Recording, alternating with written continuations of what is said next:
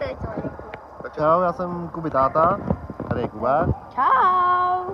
Čau, tamhle, nevím, jestli je vidět, tamhle Spinka, náš bratříček, který má dneska mimochodem 7. narozeniny.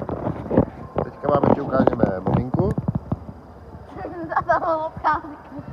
Jo, my jsme teďka byli nakupovat, byli jsme v nějakým tom, koupili jsme si tam takovýhle dělo vodní, takže ho budeme vyzkoušet ven, uvidíme. Byli jsme normálně v obchodáku, tomu byste nevěřili, co nám se tam stalo. Dostali jsme takový štítky na krk a já jsem ho normálně zapomněl vrátit. No, prostě, takže mám suvenýr tady z Egypta, aniž bych ho zaplatil omylem. A Kuba má z toho hroznou radost, takže mu dám klíčenku do školy. Jo, Kuba? A co nám poví maminka?